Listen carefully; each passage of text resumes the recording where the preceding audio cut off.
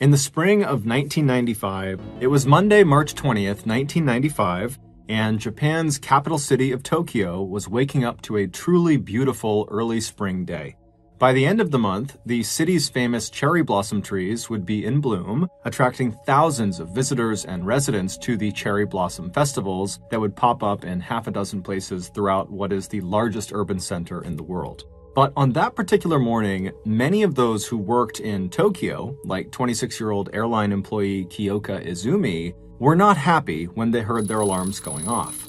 The day before had been Sunday, so a day off, and the next day, Tuesday, was also a day off because it was the national holiday celebrating the spring equinox. But that day, Monday, was just a regular workday. And so when Kyoka rolled out of her bed at 6:15 a.m., she felt super annoyed that her employer hadn't just given them the day off to make it a long weekend.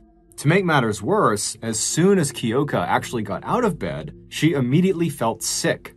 Nothing major, but she just felt groggy and a little out of it, and she briefly thought about calling out of work. And considering how uninspired she already felt about working that day, the option sounded like a pretty good one. But ultimately, she decided to suck it up and head in with the rest of her coworkers. After all, Kyoka did like her job. She found working for the airline industry was far more exciting than her previous job was, which had been working for one of Japan's major train companies, Japan Railway. And she figured getting up and moving around might actually make her feel better. So instead of going back to sleep, Kyoka headed for the shower, then she got dressed and downed her usual quick cup of coffee. Then she headed out the door and began speed walking to the closest subway station.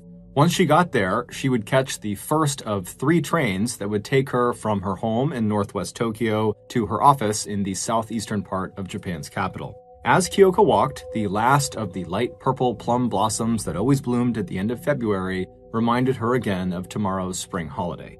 Her spirits lifting, she glanced at the time, and despite getting a slower than usual start that morning, she'd left the house at about 7:50 a.m., she still was on track to get to her office right before the day began at 8:30. A few minutes later, Kyoka got to the entrance of the local train station. She was lucky because the timing of her daily commute meant that she always missed the absolute height of Tokyo's morning rush hour, where the subways would get so crowded with people, subway attendants in uniforms and caps literally pushed people and their bags into the train cars just so the doors could close. But even at its most crowded, and the Tokyo subway carried more than twice as many riders as the New York City subway, Tokyo actually has one of the safest, most efficient subway systems in the world. Walk into a Tokyo subway at any hour of the day, and you will not see people sleeping on benches or warming up on top of heating grates. You won't see trash, you won't see graffiti. It will be pristine.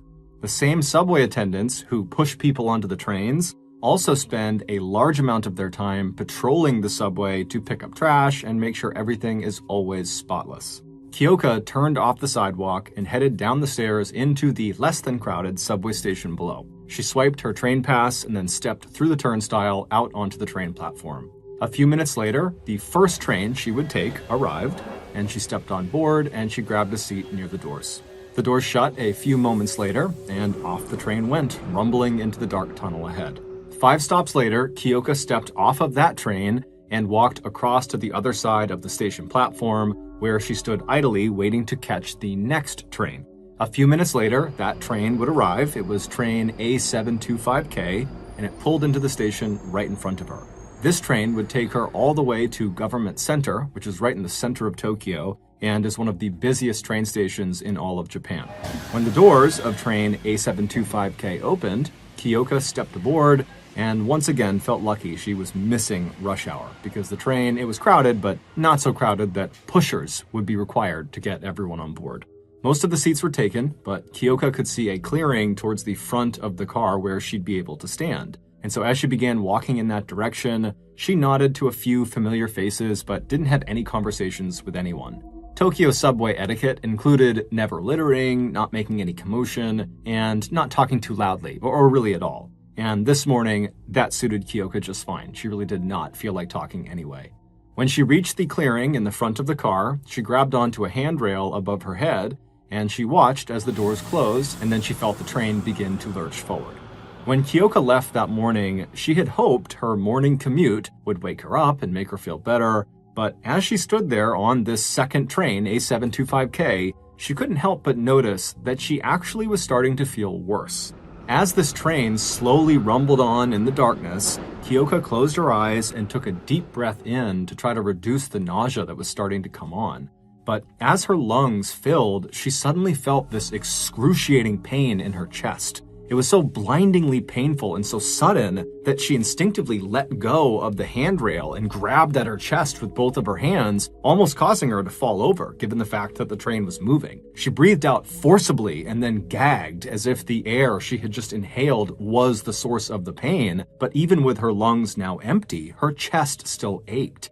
But just as quickly as the pain had started, it stopped. And when it did, she fumbled again for the handrail above her head, and once she had a firm grasp on it and she was steady on her feet, she told herself that, that pain had probably just been connected to stress, as her grandfather had passed away recently, and she was very upset about that, and so she was thinking, okay, that could be why. Or maybe it was connected to her just not feeling very good that morning to begin with. Maybe this is just her being sick. But after she was able to kind of talk herself down and convince herself that this was not a big deal, something else registered to her, which was she had just grabbed at her chest and started gagging, and very obviously it just kind of made this scene. People are going to be staring at her and wondering now if she's okay. And so Kyoka starts to feel super embarrassed as she's still kind of looking down, and she's imagining that when she looks up, there's going to be all these commuters staring at her, waiting to see, is she okay or not?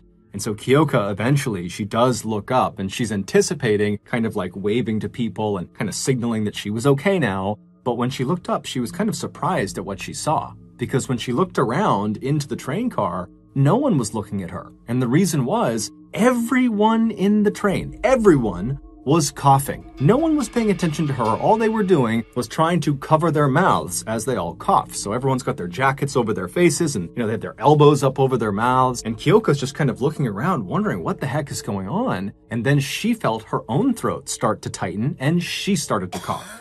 And as Kyoka tried to shield her own mouth, she noticed the people around her had gone from a somewhat mild cough to a violent one. Some people were coughing so aggressively they could not catch their breath, and you could see panic on their faces as they don't know what to do. They're not able to breathe.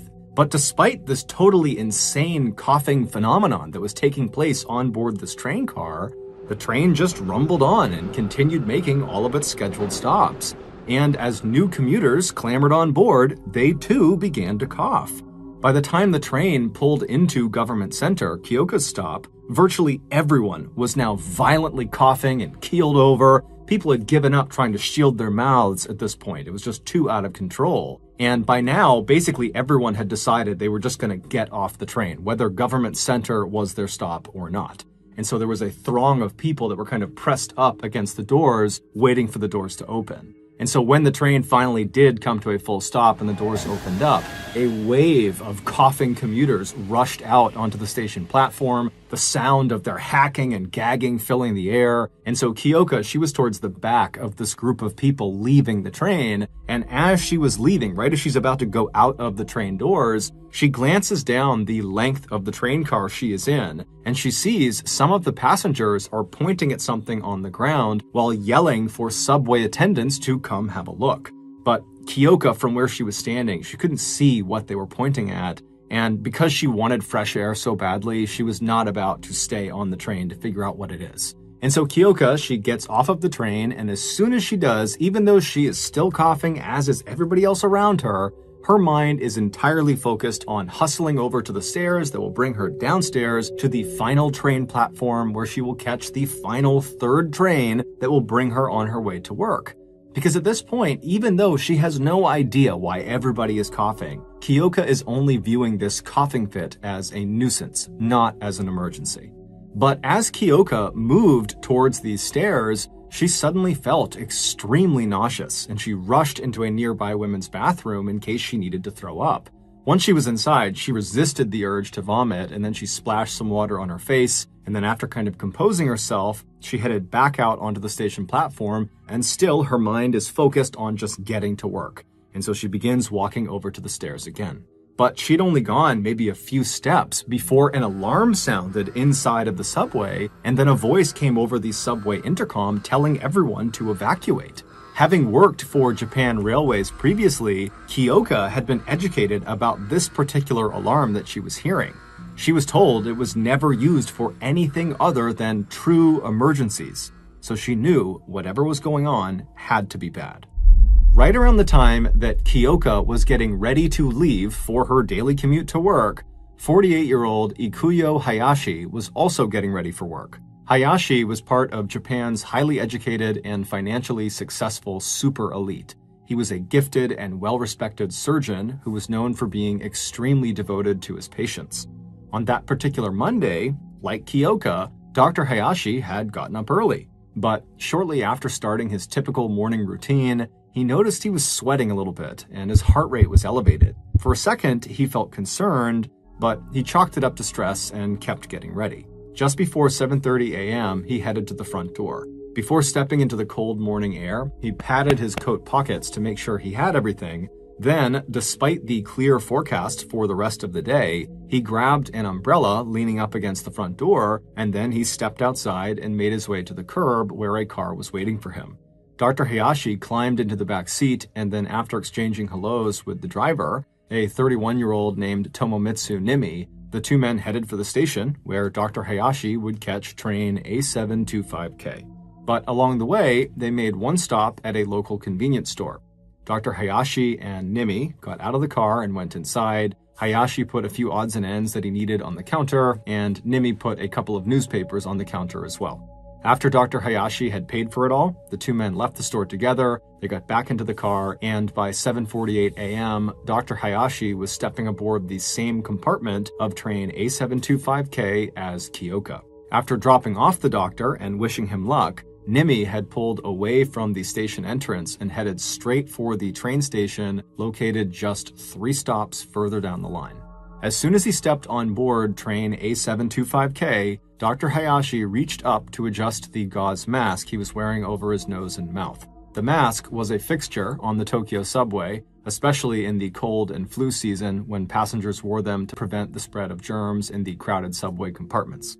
He moved over to an empty seat, and before sitting down, he patted his coat pockets again to make sure he had all of his things. And then as he sat down, he saw sitting across from him was a woman and what appeared to be her young daughter sitting next to her. The woman was looking down, avoiding eye contact, but the young girl was looking up with a smile on her face. She was just too young to realize staring was rude.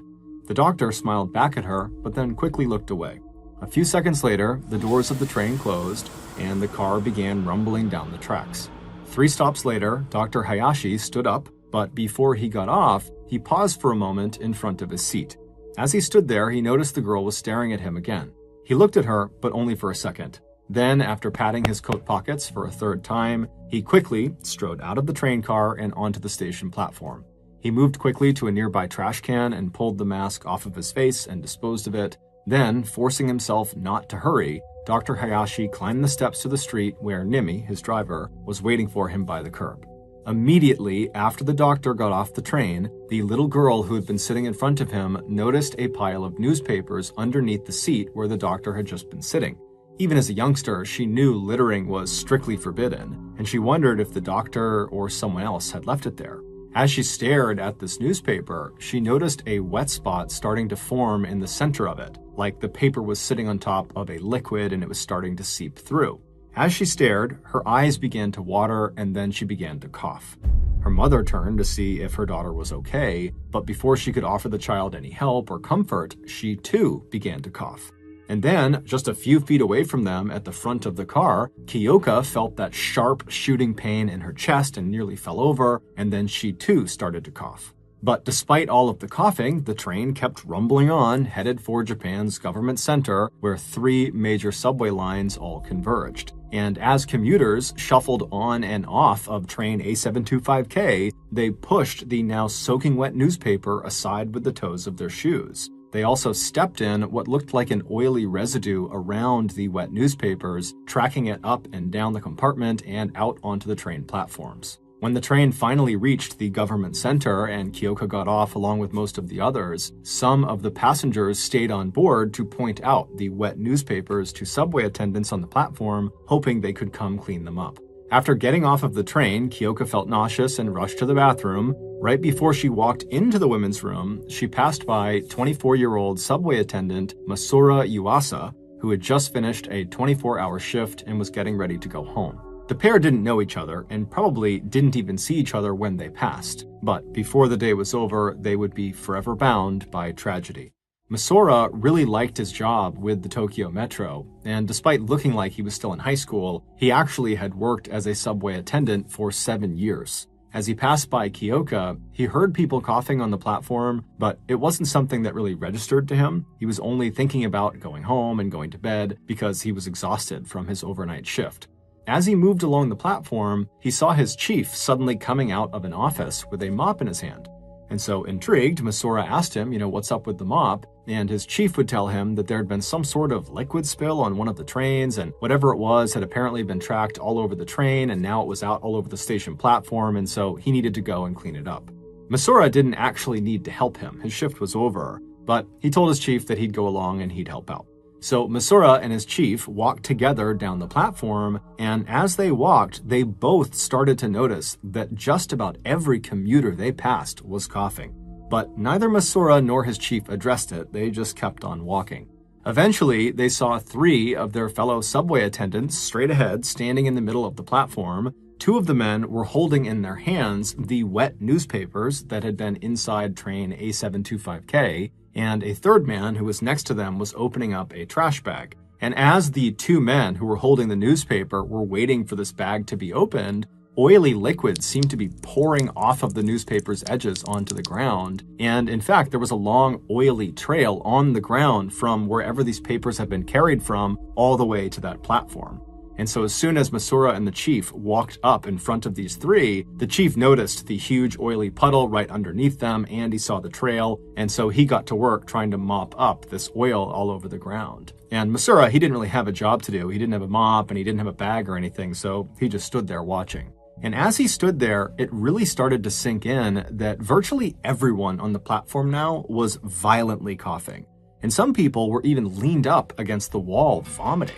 And so Masura was so confused by what he was seeing, but before he could even ask his coworkers what was going on, his throat started to tighten up. And then right as Masura began coughing, he saw one of his coworkers collapse. It was the older man named Mr. Takahashi. He was the one who had had the plastic bag, which was now full of the wet newspapers. And right as Mr. Takahashi fell, to Masura, it felt like all hell had suddenly broken loose. He and the others who were around Mr. Takahashi rushed over to him to see if they could help him, and right as they're standing over him, loosening his tie and asking him if he is okay, the alarm goes off and the call over the intercom to evacuate comes out. Masura was just in shock, and for a second he just stood there frozen. But then he shook himself out of it and he ran for a phone on the wall that the subway staff would use. And he pushed the button that would call to the office that was upstairs. And when somebody picked up on the other line, Masura had to yell because of the alarm and all the coughing people and people screaming and panicking all around him. And so Masura was able to yell out into the phone that someone needed to bring a stretcher down to the platform he was on for Mr. Takahashi, who has collapsed, and someone needs to call an ambulance for Mr. Takahashi. And so after Masura communicates this over the phone, he hangs up and he runs back over to the crowd of his coworkers and Mr. Takahashi. And then just a minute later, a subway attendant comes charging down the stairs. He's got a stretcher in hand, and he, along with Masura and the other coworkers, they put Mr. Takahashi on this stretcher and they lift him up and they begin carefully moving him through this very panicked throng of commuters trying to evacuate that are coughing and vomiting. And so as they're moving, Masura, who's holding onto the stretcher, he turns back and he yells at the man who had come down with the stretcher. He says to him, "Hey, you called the ambulance. Where are they going to meet us?" Because upstairs, there were several exits out of Government Center. And so unless the ambulance knew where to pick them up, it would be nearly impossible to sync up with them. And so Masura's looking back at this coworker of his, waiting for an answer, but this coworker is staring at Masura with his eyes wide, totally glazed over. And then suddenly this guy just collapses to the ground. He lets go of the stretcher and falls to the ground and starts convulsing and shaking. And so Masura and the others put Mr. Takahashi down to deal with this new casualty. And as they did, Masura's chief, as well as the other 2 men who had been holding the newspapers, they begin to uncontrollably vomit. And so suddenly Misura is the only one who is not violently ill or in some way hurt. And so even though he had no idea what was going on and it's absolute chaos all around him, he did know he had to act right now. And so he yelled at this group he was with, who probably didn't even hear him, that he was going to go upstairs, he was going to find this ambulance and figure out what exit they needed to bring Mr. Takahashi to. And then he turned and began trying to run up the stairs as fast as he could, even though he was totally surrounded by panicked commuters trying to get out as well. But eventually he got to the top of the stairs, at which point he ran through the crowd toward the nearest doors that would bring him outside. And as soon as he pushed the doors open, he couldn't believe what he saw. There were people outside on the ground everywhere. People were coughing and vomiting, and you could hear sirens, ambulance sirens everywhere. But there was no ambulance outside waiting for Mr. Takahashi. And so he's thinking to himself, how is this ambulance not here? Where are these other ambulances going? What is going on? And so Misura couldn't help but think something really bad was happening across his city. And so he stood there for a minute wondering what he should do, and then he just decided, I have to go back down and just get Mr. Takahashi up here. We'll find the ambulance, but I gotta get him up here. And so even though he was starting to feel very sick, very nauseous, he turns and just charges back into the station.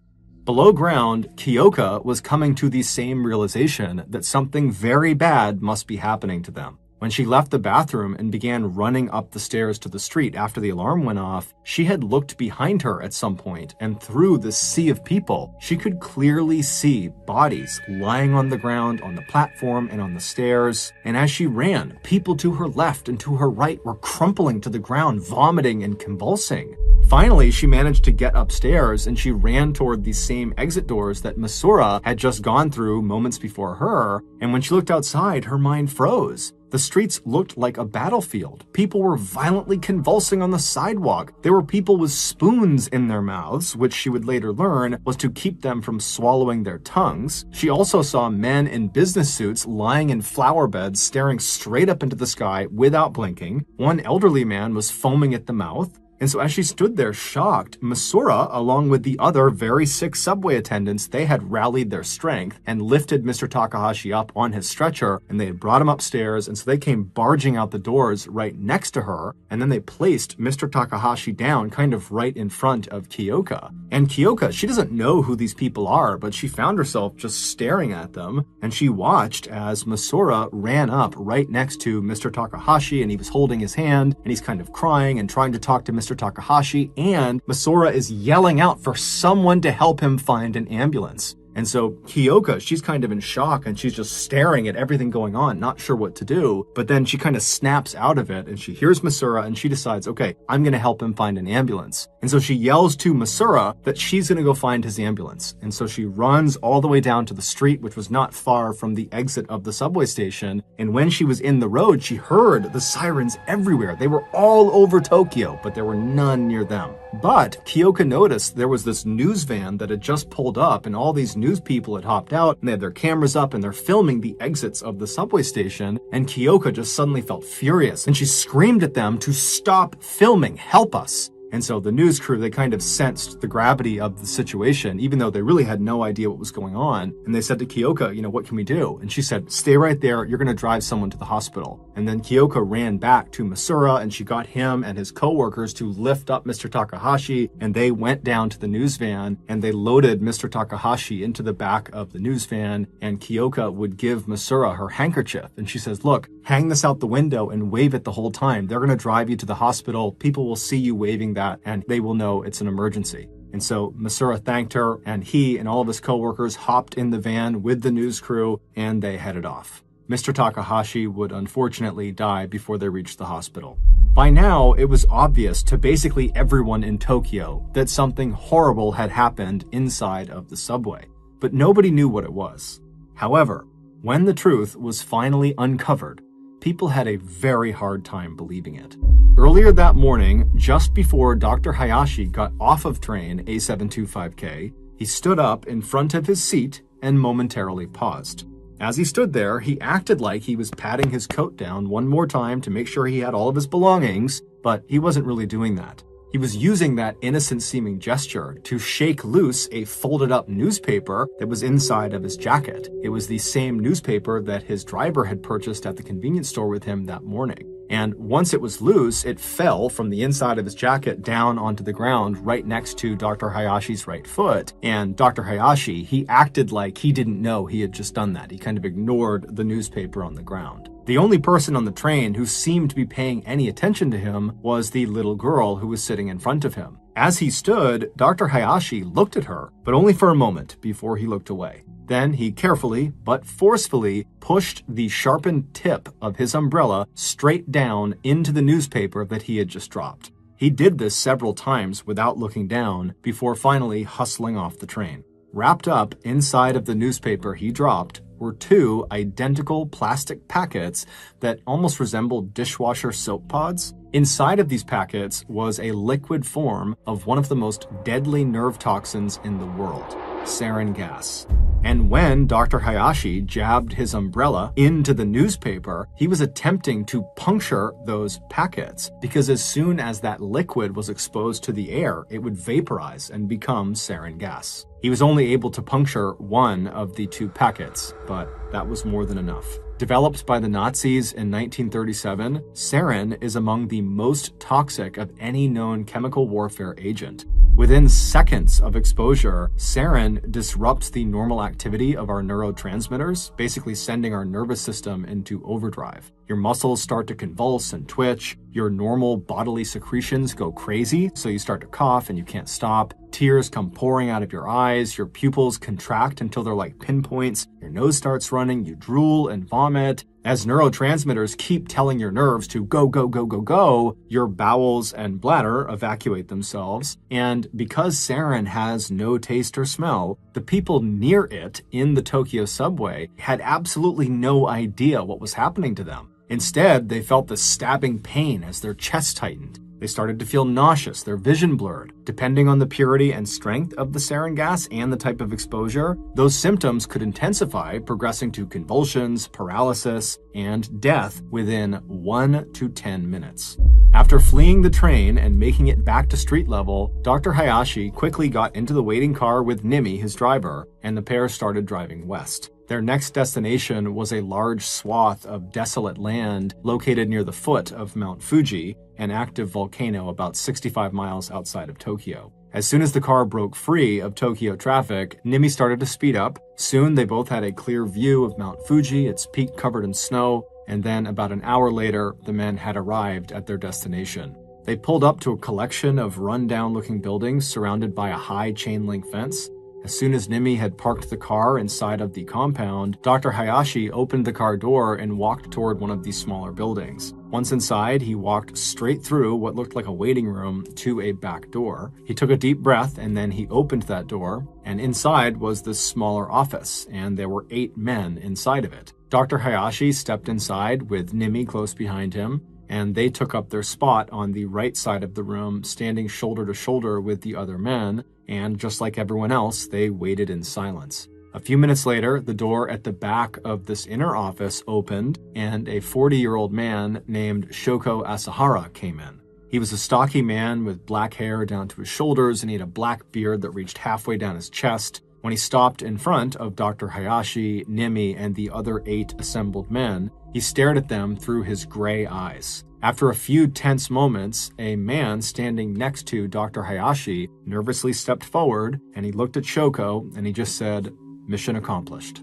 It would turn out Dr. Hayashi and every other person in that room and nearly 50,000 other people at the time were part of a doomsday cult called Om Shinrikyo, which means Supreme Truth, and Shoko was their leader. Initially, Shoko had founded Om Shinrikyo to preach a mashup of Hinduism, Buddhism, meditation, and natural healing, and he was extremely good at recruiting people to join, attracting many members of Japan's super elite like Dr. Hayashi. And once people joined, it was like they fell under Shoko's spell. And soon they would become obsessed with him, doing things like drinking his bathwater to try to get closer to him, or wearing electrically charged hats they believed would synchronize their thoughts with his. And so when Shoko shifted gears and decided Om Shinrikyo needed to focus less on spirituality and healing, and instead focus on starting World War III in order to cleanse the world, None of his extremely well-educated followers, like Dr. Hayashi, objected. Instead, they said, "How can we help?" And so, on March 20th, 1995, Dr. Hayashi, along with 4 other cult members that were in that room with him, carried sarin gas packets into the Tokyo subway and dropped and punctured them in strategic locations to ensure the gas spread as far as possible. And then afterwards, they ran back to the streets where their drivers were waiting to take them away. And all of the drivers were in this room as well. Shoko hoped this attack would somehow prompt World War III and collapse the Japanese government, but it didn't do that. However, it did kill 13 people and injured 5,000 people. Amazingly, this was not the first sarin gas attack carried out by this cult. A year earlier, Shoko had orchestrated another sarin attack on a quiet Japanese neighborhood that killed 8 people and injured more than 300, but at the time, no one knew the cult was responsible. On May 16, 1995, so nearly 1 month after the sarin attack in the Tokyo subway, authorities would figure out the previous attack was carried out by Shoko and his cult, and this one was carried out by them as well. And so they would track down and arrest Shoko Asahara. He was discovered in a secret compartment between the 2nd and 3rd floors of the Mount Fuji headquarters. He was dressed in purple robes and meditating at the time of his arrest. In the weeks, months, and years that followed, police would track down and charge 200 cult members in connection with the subway attack and in connection with other crimes and murders. Dr. Hayashi, whose sarin packets were directly responsible for 2 deaths, along with hundreds of injuries, cooperated with the police, giving up information about the cult. In exchange for this information, he was spared the death penalty and given life in prison. 123 cult members would be given the death penalty, including Dr. Hayashi's driver, Nimi, and the cult's leader, Shoko Asahara. Kyoka and Masura would both survive the Tokyo subway sarin gas attack. Masura would spend 3 days in the hospital, but after he was discharged, he would go right back to work. And Kyoka, she initially did not go to the hospital, sticking around to help people as much as she could. But later that day, she would get very, very sick, and she would stay that way for several weeks, but she would eventually make a full recovery. 60-year-old Douglas Wise knelt down inside of his garden, pulling weeds out of the small vegetable patch behind his townhouse in Queens, New York. It was August 1999, and just like every other day that summer, it was hot and muggy. Doug's shirt stuck to his back as he worked. After he finished pulling up all the weeds, he sprayed the soil with some weed killer. He paused for a moment to admire the fat tomatoes ripening on the vines he'd planted that spring. He intended to use every one of them in homemade marinara sauce. When his garden was looking neat and trim, Doug gathered the weeds into a garbage bag and then took them to the compost bin inside of his garage. Doug tried not to gag as he opened the lid. On hot days like this, the bin could smell absolutely disgusting. He dumped the weeds onto the decaying pile of eggshells and table scraps. Then, to help the composting process along, he took a bucket of rainwater he'd collected the week before and poured a little into the bin. He smiled to himself, knowing how his wife Carmen quietly hated that he collected rainwater in large buckets, but it had actually come in handy earlier in the summer when they'd gone more than a month without rain. Doug had enough water for composting and a little extra for his garden, all while being able to conserve tap water. Doug closed the bin and then grabbed a beer from the garage refrigerator and sat in a folding chair on the porch near the sidewalk. After a few hours in his garden, Doug liked to have a drink and people watch. It was his idea of a perfect Sunday afternoon. When Doug finished the last of his beer, he tossed the can into a recycling bin and headed inside for a shower. He was careful not to touch anything on his way to the bathroom. Carmen had just cleaned the house from top to bottom, and she'd kill him if she saw dirt smudges on anything. After Doug rinsed off and had some dinner, he joined his wife in the living room to watch some TV. But as he sat there, he started to feel a headache come on, and so he began rubbing his temples, and he wondered if maybe staring at the screen and straining his eyes was causing this headache. So he asked his wife to turn off the TV. But even after she did, over the next few minutes, his headache only got worse. Doug finally went to the kitchen and took some aspirin. And while that did help his head feel a bit better, his stomach now started to feel queasy. And so Doug told his wife that he just didn't feel right, and so he was going to go to bed early. He wasn't sure if maybe he ate something bad or if he was actually getting sick, like with the flu. Carmen agreed that he should just go to bed because after all, he'd spent the whole day in the yard under the beating sun. Doug kissed his wife goodnight and headed upstairs, hoping to feel better in the morning. But the next morning, when his alarm went off at 7 a.m., he was groggy and still had a headache, and his stomach still churned. Next to him, his wife had sat up, and she turned to him and said, you better get up if you don't want to be late for work. But Doug asked her to grab the phone for him because he felt absolutely terrible and he needed to call in sick. 3 days later, Carmen ladled some chicken noodle soup into a bowl, then placed it on a tray alongside a glass of ginger ale and some saltine crackers. Carefully, she carried it all up the stairs to the bedroom. Doug was in the bedroom, in bed, propped up on pillows. After 3 days of feeling totally sick, he'd lost a lot of fluids and looked very pale. As she set the tray onto the bedside table, she told her husband that she'd also bring him up a Gatorade. Carmen frowned as Doug nodded feebly. Her husband had been sick only a handful of times over the years, and when he was, it was rarely for more than 24 hours, and he had never been this weak and pale. Whatever bug her husband had caught, it had knocked him flat out. Carmen left the bedroom and headed downstairs to get the Gatorade from the fridge, and then when she had it, she went back up the stairs, and when she went back into the bedroom, she was surprised to see that Doug was not eating his soup. She asked if he was hungry, and Doug said that he was, but he said his hands were not steady enough to hold the bowl. Then he asked for Carmen's help walking to the bathroom. He said he was just too weak to get up on his own. Now Carmen was truly concerned. As she helped her husband to his feet and led him to the bathroom, she did her best to conceal her worry. Once Doug came out of the bathroom and was tucked back into his bed, Carmen asked him if he'd like her to feed him some soup. But Doug didn't respond. Instead, he just kind of stared out the window like he didn't even hear her. For several moments, Carmen spoke Doug's name with increasing urgency, but he just continued his glassy stare, saying nothing. Carmen was now terrified. She thought maybe Doug was having a stroke, so she grabbed the phone and called 911. It took a few minutes for an ambulance to arrive. While they waited, Carmen sat on the edge of the bed as Doug seemed to slip in and out of a trance, at times barely registering what was happening around him. By the time the paramedics arrived and moved Doug onto a stretcher, he was barely conscious. Carmen followed the paramedics downstairs and then out to the ambulance waiting in the driveway. She prayed silently as 2 EMTs hoisted up Doug's stretcher and secured it in the back of the ambulance. Then one of the men turned around and offered Carmen a hand, helping her into the back of the ambulance as well. Carmen took a seat on the bench, keeping one hand on her husband. As they sped towards the hospital, for the first time in her life, Carmen worried about losing her husband. Once the ambulance arrived at Flushing Hospital, Doug was rushed into the emergency room while a nurse brought Carmen to the waiting area. After about a half hour, a doctor wearing scrubs and a lab coat approached Carmen and brought her to Doug's room. Doug was lying in bed, still looking a bit out of it, with an IV hooked up to his arm. Carmen rushed over to him and kissed his forehead. The doctor told Carmen that he was fairly positive Doug had pneumonia, and if everything went well, he'd be back to normal in just a few days.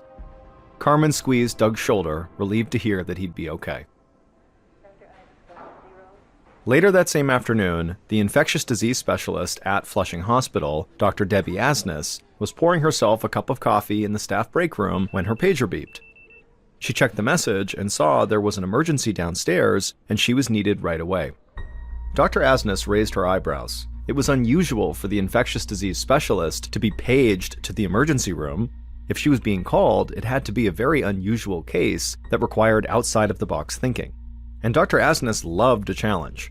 Throughout her nearly 20 years as a doctor, she'd always been drawn to puzzling cases. She'd spent a lot of her career researching HIV, and she'd witnessed firsthand how bad things could get when doctors did not understand how a disease worked. So without a second thought, she set her coffee down, headed out of the break room, and ran to the elevator. The moment the elevator doors opened back up on the ER floor, she could hear a man's voice carrying down the hallway. He was yelling about some strange woman standing near his bed. As Dr. Asnes approached, the ER doctor who had paged her popped his head out of the man's room and waved her in. The patient who was yelling was Doug. For the first few hours he'd spent in the ER, he'd mostly just slept, but he'd woken up in a sudden panic, and now he was yelling incoherently at the people all around him. At the same time, Carmen, his wife, was standing by his side, trying to remind him who she was. As Dr. Asnes watched this, she immediately noticed something strange. Despite being agitated, Doug's arms and legs remained still and limp on the hospital bed. The ER doctor explained to Dr. Asnes that Doug was being treated for pneumonia, but the medical team was starting to think that that was not the right diagnosis. 10 minutes ago, Doug woke up confused and agitated and didn't recognize his wife. He started flailing his arms and the nurse ran in to restrain him, but then his arms and legs just went limp, and he'd not been able to move them since. Now Dr. Asnes understood why she had been called. Pneumonia does not make people paralyzed. Doug's symptoms were far more likely to have been caused by an infectious disease, and that was Dr. Asnes's area of expertise. And Dr. Asnes was very thankful the ER staff paged her so quickly because she now suspected that Doug's confusion was likely being caused by swelling in his brain, which is very, very dangerous. Just then, Doug suddenly went silent. Dr. Asnes bent over the bed and realized he was gasping for air. Dr. Asnes said that Doug needed to be moved to the intensive care unit in case his breathing got even worse. The ER doctor agreed and told the nurse to get Doug ready to move. Within minutes, the nurse and the ER doctor each grabbed a side of Doug's hospital bed and wheeled it out of the room. As she followed Doug, Dr. Asnes turned to Carmen and asked her to stay behind until they stabilized her husband. Then, as Doug was wheeled down the hallway, Dr. Asnes grabbed onto his bed to help steer him to the elevator. She was already thinking about which tests Doug would need. A few hours later, Dr. Asnes stood in her office reviewing Doug's charts. She had ordered a test of Doug's spinal fluid because to her, something was clearly wrong with his nervous system. But she was puzzled by the results she was looking at. The test found clear evidence of a brain infection called viral encephalitis, but Dr. Asnes was not sure that was correct. Although many of Doug's symptoms were consistent with viral encephalitis, it wouldn't explain his sudden muscle weakness. And Doug's breathing problems were more severe than the doctor normally saw in a case of viral encephalitis. Before Dr. Asnes could think any further, her pager sounded, and when she looked at it, she saw she was needed again in the emergency room. So Dr. Asnes ran back to the elevator, she took it down to the main floor of the hospital, and then she began running down the hallway towards the ER. But when she was only about halfway down the hallway, a colleague came out of the ER and ran right up to her and began telling her about the emergency that she was being called to. A man named Harold Marsh had been rushed in from his home in Queens, which was not far from Doug's home, after suffering a massive heart attack. But it wasn't the heart attack they wanted to talk to her about. They were afraid the heart attack was only part of this man's problems. The colleague from the ER explained to Dr. Asnes that like the first patient, Doug Wise, Harold, the second patient here, was older but active and healthy. His family reported that he had suddenly developed muscle weakness, flu symptoms, and worst of all, a staggeringly high 105-degree fever. Dr. Asnes felt a knot growing in her chest. Fevers that high were practically unheard of in heart attack patients. Dr. Asnes thanked her colleague and then just ordered Harold to be moved immediately to the ICU. Her mind was racing as she began to connect the dots. Two men living only blocks apart had both come down with the same mysterious symptoms in less than a week. This could be the beginning of an outbreak. For the moment, Harold was stable, so Dr. Asnes hurried back to her office to have some time to think. But as soon as she arrived on the 4th floor where her office was, she saw a nurse sprinting into Doug Wise's room. So Dr. Asnes ran down the hallway and went into Doug's room as well, just in time to see a colleague shove a breathing tube down Doug's throat and hook him up to a ventilator. The colleague, who was an ICU doctor, then explained to Dr. Asnes that Doug's muscle weakness was now so severe that his lungs had basically stopped working. Dr. Asnes was thankful her colleague had acted so quickly, but she was afraid this was only the first case of something much bigger. And if others out in the streets were contracting this virus, the consequences could be catastrophic. Dr. Asnes turned on her heel and rushed toward her office. She needed to alert the New York Health Department right away. Dreams by the sea, echoes of a distant melody in the nights, just you and me. Photographs and shades of gold, stories that we've never told. 5 days later, on August 27th, a medical investigator at the New York Department of Health hung up the phone in her office, wishing she'd never answered it in the first place. Her name was Annie Fine, and after a long week of work, she was ready to go home. She was knee-deep in planning her wedding, and she and her fiancé had wanted to knock out as many to-do items as possible over the weekend, but instead it looked like she would spend her weekend at Flushing Hospital. A doctor there had called in a potential outbreak on Monday, and after several days of discussions and 3 more patients in the hospital with identical symptoms, her boss had finally decided it was worth investigating. Dr. Fine reminded herself that, in all fairness, she was the on-call epidemiologist that weekend. That meant she would be responsible for any emergency that came up. But in addition, her boss and good friend, Dr. Marcy Layton, had asked her personally to help out, and she was always game to help Dr. Layton. So on Saturday morning, Dr. Fine woke up a minute before her alarm clock began screeching. She managed to turn it off before it had the chance to wake her fiancé, and then she quietly got out of bed. Half an hour later, she headed down the stairs of her apartment building and saw Dr. Layton's car parked outside. She smiled as she jumped into the passenger seat, and Dr. Layton laughed and apologized for interrupting her weekend plans.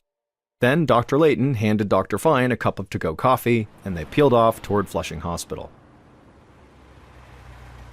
After a short drive, Dr. Fine and Dr. Layton parked near the hospital and climbed out of the car.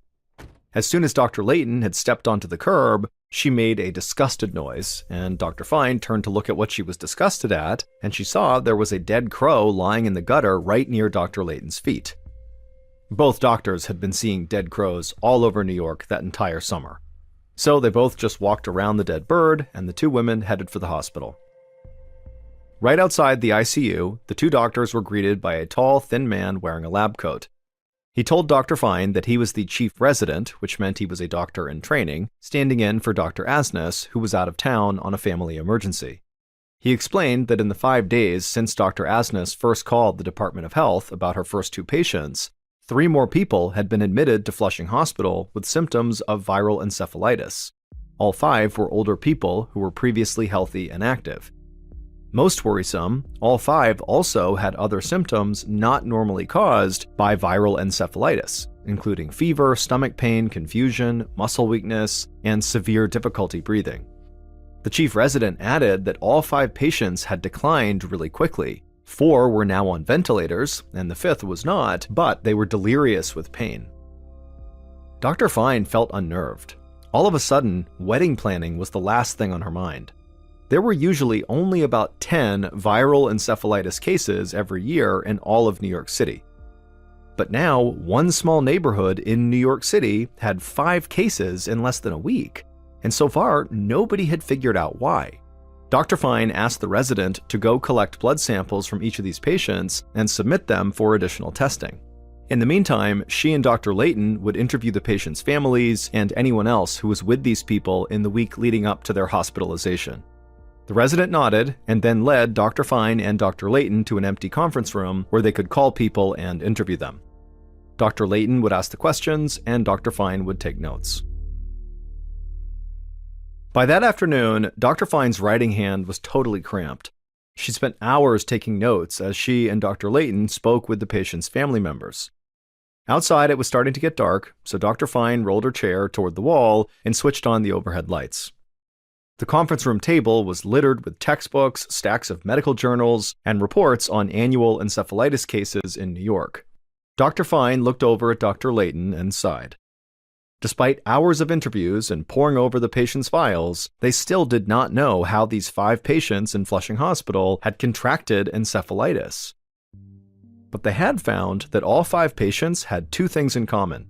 First, that they all lived within a few square miles from one another in Queens, and second, they all loved to spend time outdoors in the evenings. A few of the patients, like Doug Wise, the first patient, would work in their gardens until nightfall. Others just liked to watch the sunset from their back decks or take long walks along the East River after dinner. Dr. Fine looked out the window as the street lamps flickered to life, and right as they did, it hit her. People were not the only ones who loved summer evenings. It's also the time when mosquitoes are at their most active. All 5 of their encephalitis patients were probably swatting away mosquitoes as they gardened or walked or gazed at the sunset in the gathering darkness each night. And Dr. Fine knew something else about mosquitoes. They spread disease.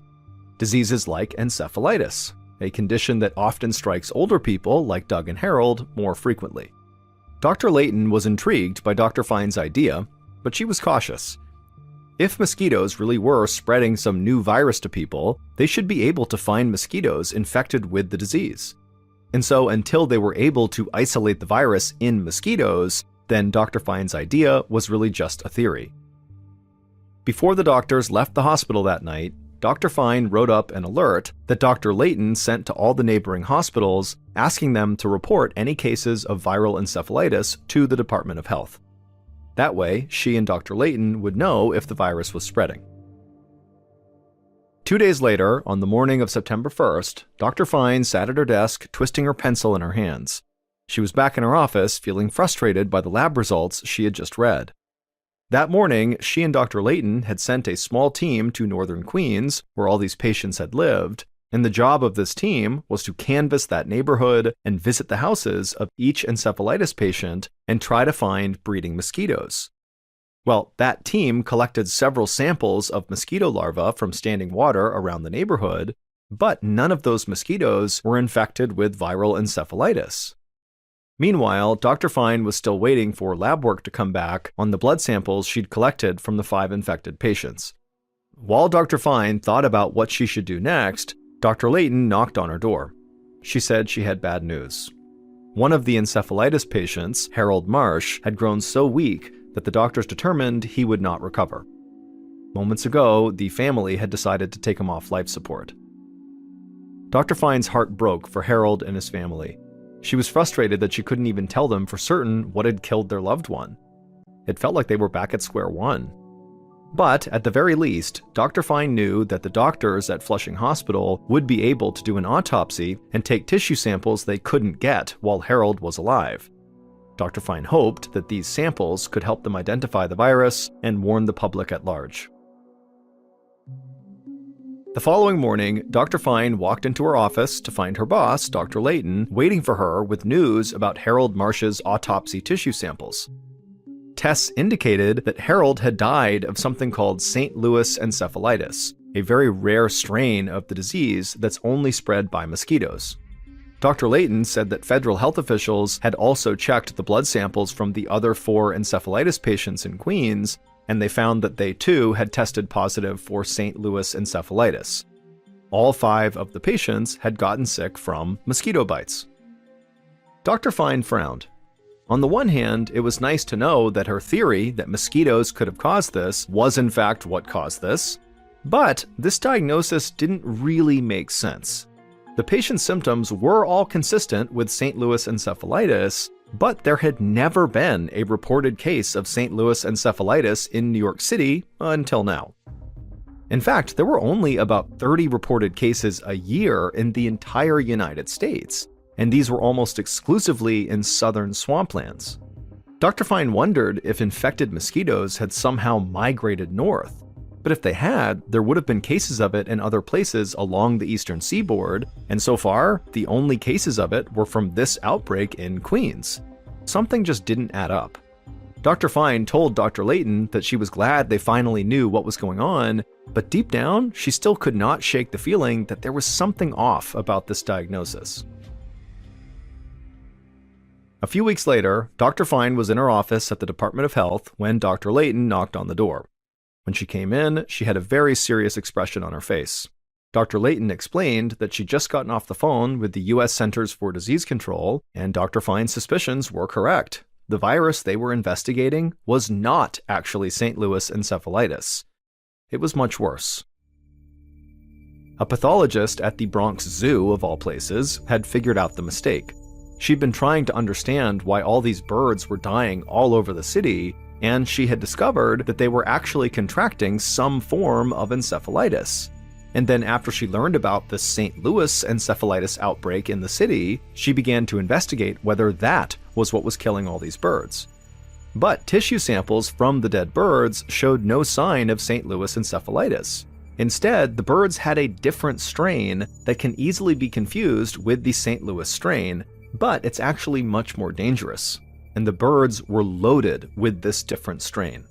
In fact, the birds got this strain of encephalitis at such a high concentration that a mosquito sucking their blood could pass on the disease to the next creature it bites, including humans.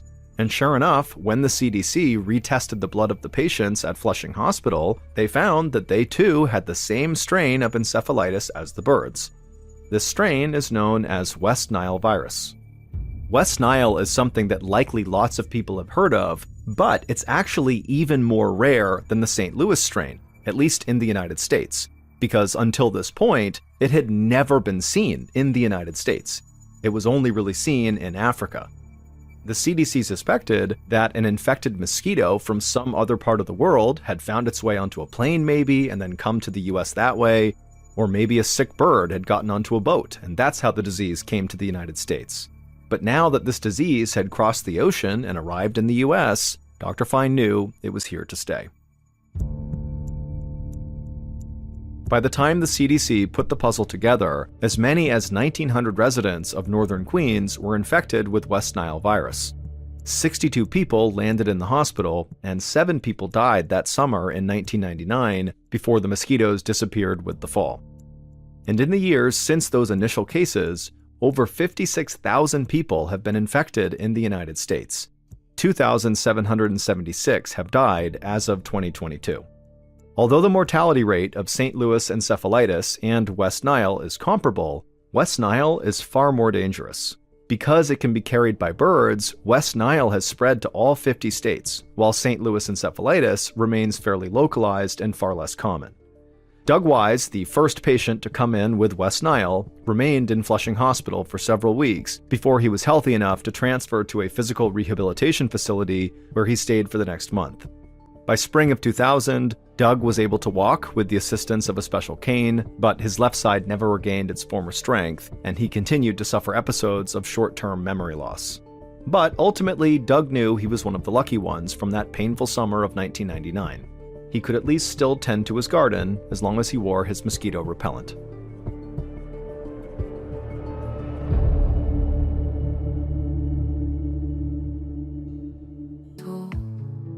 Memories that never grow old in this heart, they're always bold. Time moves on, but we stay here in the moments crystal clear. Echoes of the yesteryear, in our hearts we hold them near. Fading memories in the light, lost in whispers of the night. In the silence we take flight, holding on to what feels right. Walks the streets of neon glow, silent whispers, tales of woe. In the dark our secrets show, in this art.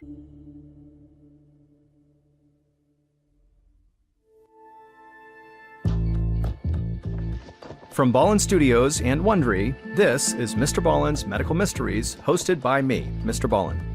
A quick note about our stories: we use aliases sometimes because we don't know the names of the real people in the story. And also, in most cases, we can't know exactly what was said, but everything is based on a lot of research. And a reminder, the content in this episode is not intended to be a substitute for professional medical advice, diagnosis, or treatment. This episode was written by Aaron Land. Our editor is Heather Dundas. Sound design is by Andre Plus. Coordinating producer is Sophia Martins. Our senior producer is Alex Benedon. Our associate producers and researchers are Sarah Vitak and Teja Palakonda. Fact-checking was done by Sheila Patterson. For Ballen Studios, our head of production is Zach Levitt. Script editing is by Scott Allen and Evan Allen. Our coordinating producer is Matub Zair. Executive producers are myself, Mr. Ballen, and Nick Witters. For Wondery, our head of sound is Marcelino Villapando. Senior producers are Loredana Palavoda,